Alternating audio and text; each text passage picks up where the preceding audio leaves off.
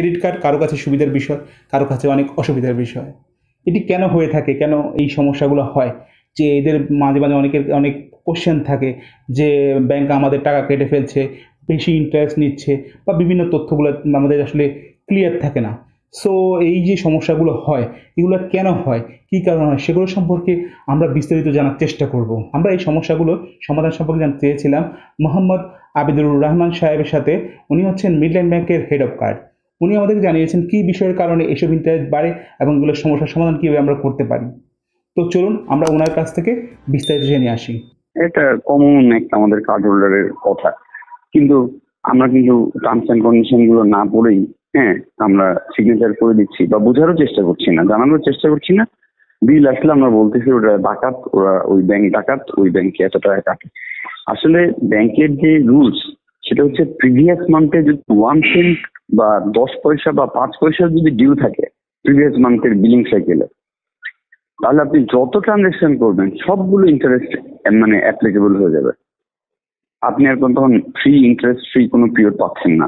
তো এখন আপনি তো জানেন যে মানে ইন্টারেস্ট ফ্রি পিরিয়ড 45 দিন আপনি ট্রানজাকশন করে যাচ্ছেন, কিন্তু নেক্সট সাইকেলে এসে আপনার ট্রানজাকশনের থেকেও আপনি 2,000 টাকা 3,000 টাকা যার যেটা আসে আর কি, আপনি বেশি ইন্টারেস্ট চার্জ হয়েছে, আপনি বলে দিলেন হিডেন চার্জ।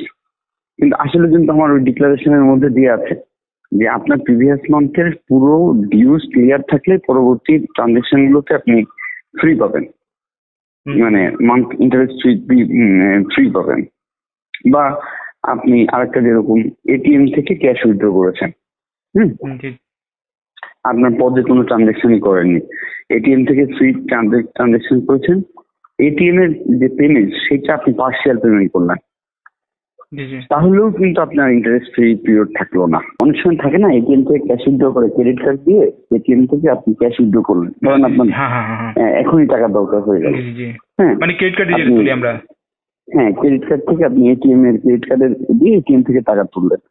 তো আপনার তো মাথায় আছে যে আমি তো ভাই কোনো পোস্ট ট্রানজাকশন করিনি, তো ইনস্ট্যান্ট আপনার ডে ওয়াইজ শুরু হলো, ঠিক আছে, মানে প্রতিদিনে আপনাকে ইন্টারেস্ট দিতে হবে।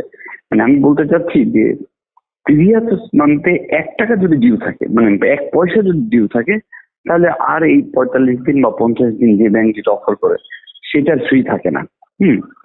তো আবার মনে করেন যে আপনি 50,000 টাকা খরচ করেছেন, 30,000 টাকা জমা দিয়েছেন, তাহলে এই 30,000 টাকা যে জমা দিয়েছেন আপনার কিভাবে টাকাটা অ্যাডজাস্ট হবে?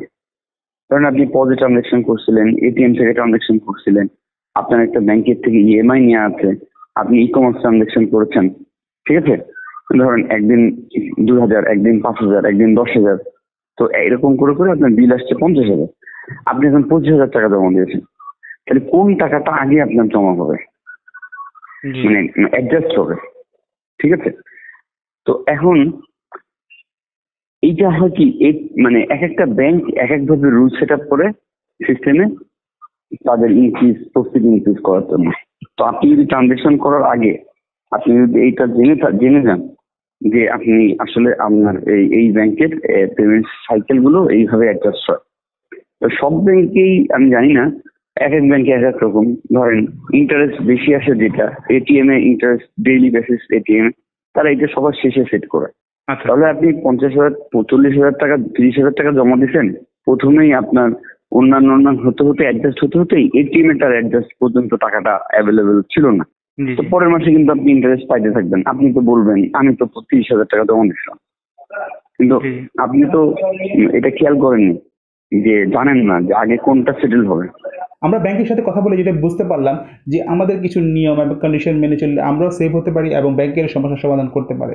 অনেক সময় ব্যাংক আমাদেরকে মিনিমাম একটি টাকা দিতে বলে, বাট ওটা না দিয়ে মনে পুরোটা দেওয়া ভালো যদি আপনাদের থাকে, তাহলে এই যে অল্প কিছু টাকার জন্য আপনাকে অনেক বেশি ইন্টারেস্ট গুনতে হয়। সো আবার আপনারা বিভিন্ন টার্মস অ্যান্ড কন্ডিশন ব্যাংকের বিভিন্ন রকম হতে পারে, তো এগুলো পড়ে এবং জেনে শুনে তাহলে কার্ড নেবেন। পরবর্তী ভিডিও পাওয়ার জন্য সাবস্ক্রাইব করে রাখুন এবং যদি ভালো লাগে লাইক দিন। এই বিষয়ে আরও কিছু জানতে চাইলে আপনি আমাদের কমেন্টস বক্সে এটা লিখে দিতে পারেন, আমরা এটির রিপ্লাই দেওয়ার চেষ্টা করব। তো আজকের মতো এখানে শেষ করলাম। Good bye and মাসালাম।